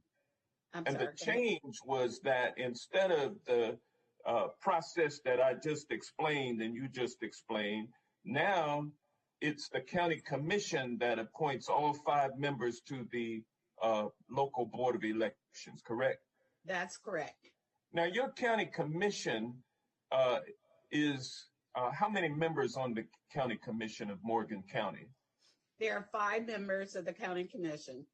And how many of those members are Republican? 4. So you have a 4-to-1 Republican majority on the board of commission that will now select the Board of Elections members. Is that correct? That's correct. And they failed to replace you when your term expired. Have they appointed anyone else to fill your position? They've appointed all 5 members. They are 4 whites and 1 black. Our previous board was 3 whites and 2 black. Okay, and do you know the composition of the board now, the Board of Election? Is it 4 Republicans and 1 Democrat?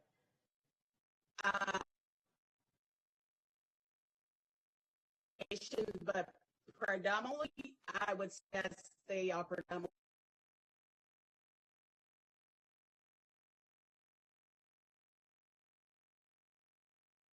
Election member, you all determined where drop boxes would be situated around the county.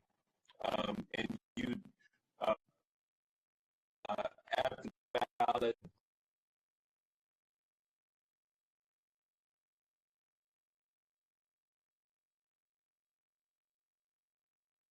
what about by Senate Bill 202? Well, the drop boxes are now limited, and basically they are to be inside and will not serve the purpose for which they were originally placed, to make it easier for people to use them without having to come in contact with anyone, and they could do them at all different hours of the day. But all of that has been cut out by Senate Bill 202, which requires that the drop boxes be in the early voting locations, which are determined by the Board of Elections. Isn't that correct? That's correct. Okay, with that, Mr. Chairman, I yield back. My time has expired. Thank you. Now I'd like to recognize Mr. Owen, Utah, for 5 minutes. Thank you, Chairman Cohen and Ranking Member Johnson and witnesses. Thank you for holding this hearing and for your participation today. The Voting Rights Act passed in 1965 is a critical piece of legislation that prohibits racial discrimination in voting. 2 months ago, I was asked to participate in a Senate Judiciary hearing titled Jim Crow 2021, the latest assault on the right to vote. As I stated at the hearing, I grew up in the Deep South during the era of actual Jim Crow that actually suppressed voting. The Voting Rights Act effectively ended Jim Crow laws and enforces the 14th and 15th Amendments to the United States Constitution. In the United States of America, a person is guaranteed equal protection under the law and equal access to vote regardless of his or her skin color. However, at the Senate hearing and still today, I was offended to hear the comparison between Jim Crow laws and recently passed voter reform laws in Georgia. I'm going to focus my remarks today on the one area of alleged voter suppression, the uproar over the requirements that voters produce a federal ID. Unfortunately, today we've heard the same message that we heard earlier this year, that Americans, especially lower income and minority Americans, particularly Black, aren't capable of following laws and rules to vote in federal elections. In fact, the section of SB 202, the recent passed Georgia law, states that has brought such outrage from the left simply because it requires any person applying for an absentee ballot to include evidence of a government-issued ID on the application. If a voter does not have a driver's license or ID card, that voter can use a current utility bill, bank statement, government check, paycheck, or other government documents that show the name and address of that voter. And by the way, 97% of the Georgia voters already have government-issued IDs. The Georgia law, SB 202, includes many positive changes to the state voting laws. For example, SB 202 would expand the state's early voting period. It codifies the use of ballot drop boxes. It reduces precinct wait times. This is not voter suppression, as was seen before in the Voters' Right Act passed. And yet, President Biden's Justice Department has sued Georgia over SB 202 because it allegedly discriminates against Black voters in violation to the Voters' Rights Act. I am bothered by statements that poor Black Americans lack the common sense, education, tenacity, and desire to succeed. This is the very definition of a condescending bigotry. For those who continue this line of thought, I have questions. Do Italians, Polish, Jewish, Swedish Americans also have this problem of finding it impossible to get an ID? And by the way, it is impossible to succeed in this country, to get a job, education, bank account, travel, even get a welfare check without a federal ID. My observation, this condescending uproar from the left is not about fair voting. It's not about representing the hopes and dreams of poor Black Americans in these urban communities who simply want, like every other American, to succeed. It's about power. Every representative who still has a mass number of constituents in their district who want IDs and have no idea how to get it should be ashamed of themselves. They are failing their constituents on the bare basic of representation. In my most humble opinion, putting together a team to help constituents get an ID, to grab hold of the first rung of the ladder of success is not a heavy lift. Lack to help their constituents, waiting instead for big brother federal government to do so is absolute and total negligence. The bottom line is Republicans want every legal vote to count, want to make it easier to vote and harder to cheat. And yet Democrats have generally opposed these election integrity measures. We must do better. Ms. Riordan, I'm sorry. The Constitution leaves it to the states to administer election within their jurisdiction. Are states best situated to determine how to run their elections? I believe that the states are best. They are the ones that know what's going on the ground. They are aware of who their constituents are, and they are the ones that are directly represented and elected by their citizens in each state.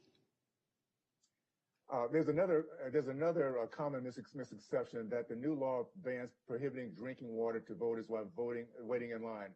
In reality, this law does not do this, correct? That's correct. Okay, the law actually bans electioneering by prohibiting non-poll workers from distributing food and water to waiting voters. However, this is a carve-out that allows poll workers to make available self-service water to those waiting in lines. Is this also your understanding of the law? Yes, it is. As a matter of fact, we would actually witness very often on the Navajo Indian reservations when we would do election observation coverage that that was a real issue there, that very often the Democrat Party and the Republican Party actually have barbecues, serving food, et cetera, outside of the polling place. There really is no place for that outside of a polling place. We have limitations on where you should be in regards to where people are voting when you are part of a party representing a candidate, and that is what the law is designed to frustrate. Ms. Riordan, I'm running out of time. Thank you again for your clarity, and I yield back. Thank you. And next, I'll recognize the lady from Houston, Texas, with experience on the bench, Ms. Garcia. Thank you, Mr. Chairman, and thank you for this opportunity to once again have a discussion, a full discussion on the Voting Rights Act. Unlike my colleague, the ranking member, who complains that this is the third time in 3 months, I wish we would have even more, because this is really a very important topic, not just for those of us in Texas, but for all Americans, to ensure the voting rights of all Americans. So I wanted to start first with also quoting the ranking member. He said the goal of is to have a fair and free and secure elections. In my judgment, I think we had a fair, free, and secure election last time. Ms. Lincoln, do you agree? Have we had a fair and free and secure election? Thank you for that question. Democracy is strongest when more of us can participate, not less. And the turnout that we saw in this past election and people turning out and voting in record numbers really does support that our democracy is strong. And as far as we can tell, all evidence points to that this past election was held in a free and fair manner. Well, thank you. Mr. Tucker, do you agree? I would take a yes or no in the interest of time. Yes, I agree completely. Well, thank you. Ms. Butler? A yes or no in the interest of time? Yes. Well, thank you. But yet we continue to see the Republican-led state legislatures across the country seek to restrict voting rights based on the erroneous and unfounded claim of voter fraud. So this, in fact, is a now or never moment for American democracy. While I'm proud of my House colleagues and the work that we've done in passing H.R. 1, we must continue to fight hard today, every day, until we make sure that it passes the Senate. Voters across the country elected established Democratic majorities in both chambers of Congress and delivered a unified government because we vowed to protect democracy. Put simply, this is about ensuring all Americans and all Texans that to have and exercise their right to vote regardless of their race, ethnicity, gender, income eligibility, party affiliation, or language. But while the Senate has not voted for the people, our governor has continued to do and enact voter suppression laws, and in fact has called a special session to continue on his strategy of doing that in Texas. So lastly, I commend the Justice Department for recently announcing that they have filed suit against Georgia. It needed to be done, and I'm glad they did it, Ms. Butler, to support the work that you and many have done to ensure that all people in Georgia have a right to vote. But it is much like the fight for us here in Texas, where Latinos are often too burdened by many of the restrictions imposed by our governor and his Republican allies, including barriers to an interpreter and barriers for assistance at the voting booth. In light of these attacks, we must continue. Our Texas congressional delegation has sent letters both to the Justice Department and to Senator Schumer about needing and urging the passage of For the People Act. So, Mr. Chairman, I have for the record and ask for unanimous consent to put in the record a letter from the Texas delegation to the Attorney General Garland urging you to protect the Voting Rights Act. Also, a letter from the Texas congressional delegation to Majority Leader Schumer expecting urgent need to preserve every Texan's right to vote. Additionally, my written testimony in June of 2014 to the Senate Judiciary Committee on updating the Voting Rights Act in response to the Shelby decision. And number 4, an article on the Justice Department suing Georgia over voting restrictions. I ask for unanimous consent. Without objections, that should be done. Oh, great. And Ms. Lincoln, I have a question for you.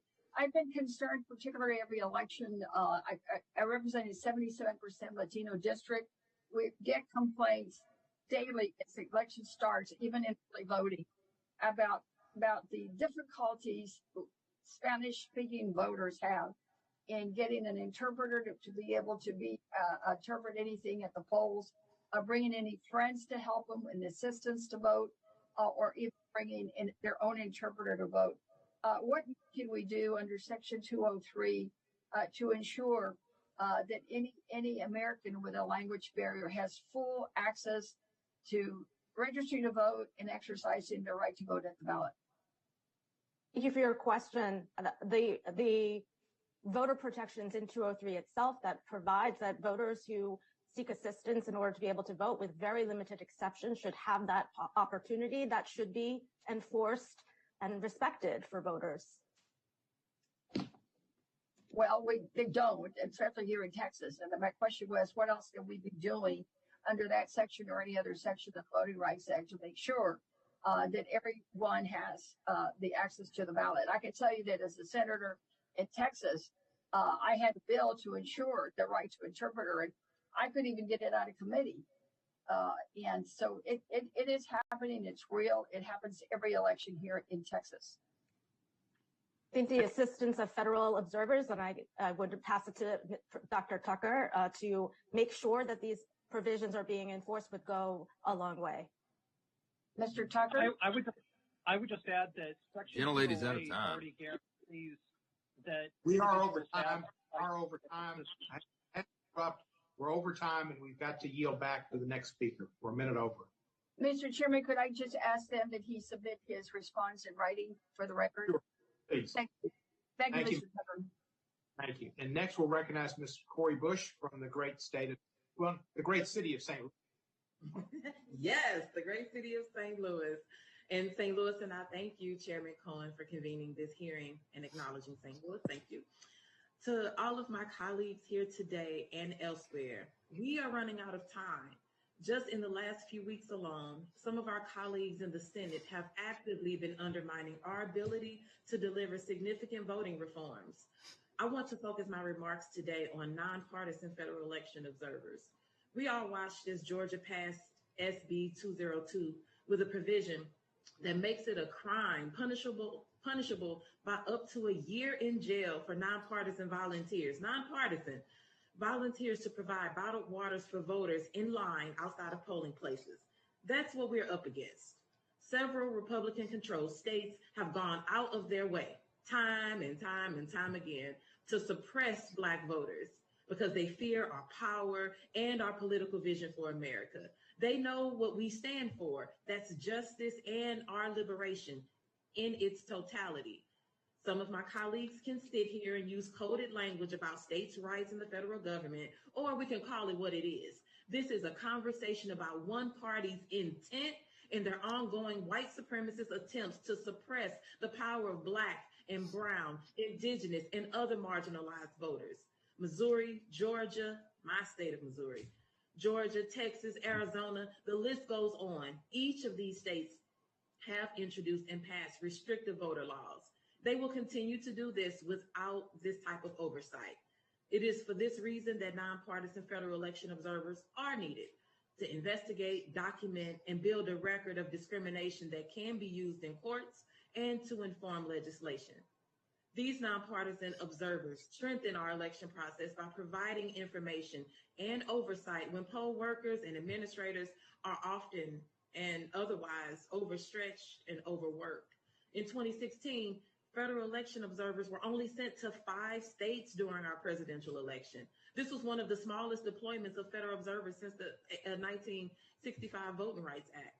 Scaling back observers makes it difficult to detect and counter efforts to intimidate voters, meaning we don't even know how bad it is in many states across the country. So, Mr. Tucker, how do federal observers play an important role in enforcing the Voting Rights Act, and how has their role been diminished? How has it been diminished since the Supreme Court's decision in Shelby County? Thank you so much for that question. As I noted in my testimony, I think the easiest way to think of federal observers is with the acronym PEP. I mean, a lot of us attorneys, that's how we remember cases. It stands for progress in enforcement and preventing. Basically, they prevent discrimination from occurring. They make voters feel more comfortable. People are less likely, if they have people watching, they're less likely to discriminate against minority voters. They enforce because where they document instances in which violations of the 14th or 15th Amendment or the VRA have occurred, the DOJ has that information that they can prosecute it criminally if necessary. And then they also measure progress, because that's really important. Many of the jurisdictions are covered under federal court orders, and it helps the federal judge assess how are they doing. Are they actually coming into compliance with the terms of the order? Shelby County's impact has been twofold. One is that, as I noted, by eliminating the Section 4 coverage formula for Section 5, it essentially eliminated the mechanism by which the Attorney General can certify jurisdictions for observers. And then the second thing, as I also noted, is that federal courts are reluctant to find intentional or purposeful discrimination, which has limited the scope of Section 3A relief. Thank you. Ms. Butler, how have polling site closures disproportionately impacted Black, Brown, and Indigenous voters? Well, I tell you, most of the polling location changes in Georgia, and there have been over 200 or so since the Shelby decision, they are predominantly in African-American communities. And so that's how it has impacted it. It's made them so that they consolidate them. People have to drive further in rural areas without public transportation. Everyone doesn't drive. So it makes it difficult. It's just a barrier for people to be able to exercise their right to vote freely. Yes, and our right to vote is the foundation of our democracy. The right to vote is our instrument for change. Who we choose to represent us is a reflection of our struggles and our aspirations as a country and a society. It angers me that this fundamental right is often suppressed in this functioning democracy. Thank you, and I yield back. Thank you, Ms. Bush. And now I recognize from Houston, Texas, where they not only sing, but they dance, Archie Brells and Sheila Jackson-Lee. Mr. Chairman, thank you for your generosity, and thank you for this hearing. What a statement of fact that seems to have eluded my great friends on the other side of the aisle. The Supreme Court case decided by the conservative court, the Shelby case, which I decision that did not needed to be rendered in a skewed manner in which it did, completely exploded the plea clearance provision that provided the opportunities of freedom, emancipation, voting for African-American voters and other voters. Let me be very clear. The very existence of my district and others were because of the 1965 Voting Rights Law. The very existence of my current 18th congressional district is because of the 1965 Voting Rights Act and its modifications and reauthorization in 2000. So any commentary about poor voters or African-American voters not able to get ID cards, and incredulous thinking about why are we having these hearings. We're having these hearings because the Supreme Court instructed us to have hearings so that we can fix and redo and put back in place a vital lifeline for American voters of all kinds to have an equal right to vote, and that is clearance 5. Now, let me compare both the 4 years of the Trump administration, where they barely opened the door of the Civil Rights Division and offered 3-week Section 2 cases, compared to the Obama starting in 2013. It did major voting rights cases under Section 2, the North Carolina case that brought fairness to those in North Carolina, as my colleague said, 2 Texas cases that involved state proportional redistricting and the voter ID. In fact, my case, my district right now is in the court. It is a voter case or voter ID district. I am at the mercy of the Voting Rights Act again to do district in Texas. Let my colleagues know, and I have said it on the record today, this stage, 2021, we'll have to fight to make sure that the district exit is fair so that the districts are not stolen, because the basis of the growth exit is based on minority African and history. So I lay the groundwork for my question. This is an outrage to even be suggesting that we do not need, that I think is important. Shelby, the justification relief upon the conservative majority, the justification relied upon by the conservative majority of the Supreme Court to strike down Section 4 of the Voting Rights Act today essentially comes down in this time change. Chief Justice is right. Times have changed. What he neglected to add is that the reason why the times changed before. So my question to you, Ms. Lincoln, is explain why Section 2 is not an adequate substitute for vigorous Section 5 preclearance. My time is running because of the predicate that I laid, but I'd appreciate it. I have another question. Or just quickly, it's incredibly expensive, costly, complex, and time-consuming to bring Section 2 litigation. As a result, elections can take place and hundreds of elected officials and millions of votes can be cast under regimes that courts later find are discriminatory. There's no way to compensate voters who have suffered from this discrimination after the fact. There's no way to rerun those elections. So Section 2 is simply it's important and it's a vital tool for voting rights advocates, but it's not sufficient. The damage was already done with the voting ID law when we had to come in on a Section 2 in Texas. Thank you so very much. But let me just publicly apologize to you for having given such one service and then having your position viewed by a that looks to me that there was imbalance between the ultimate person selected. It was based on party. So give me your sense of what would have been helpful to you if there was a clearance as they would be for voting mission that you Butler? Well, pre-clearance, of course, would have made sure that any of these changes would have gone through DOJ's pre-clearance process, and I do believe they wouldn't have gone through. We've had to expend a lot of our time as being plaintiffs in lawsuits for exact match, for polling location changes, and these types of changes wouldn't have occurred if Section 5 of the Voting Rights Act was operable. We wouldn't have experienced this, I do believe, and it was strictly, from what I can determine right now, based on our objections to barriers to the voting process. Thank you, Mr. Tucker. So many of my voters stated senior citizens, they're people of color, they're bilingual, they're barrier issues, but they have the right to vote. What is the special emphasis of federal observers, how important those are? Mr. Tucker? Yes. So observers, as I mentioned, ensure that voters are able to exercise their ballot freely, free of discrimination, free of intimidation. They're able to enter the polling place. If they need assistance, they document that. If it's not given, they document that as well. They basically are the eyes and ears for the Attorney General, for federal courts, and for private attorneys general that are trying to enforce the guarantees of the 14th and 15th Amendments.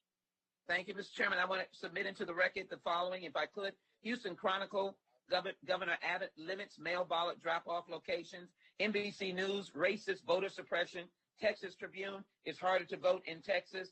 And a strong Voting Rights Act is needed now more than ever in the Hill, dated June 26, 2021 op-ed. I ask unanimous consent to submit these in the record, Mr. Chairman. Thank you. And that's why we're going to write a strong Voting Enhancement Act.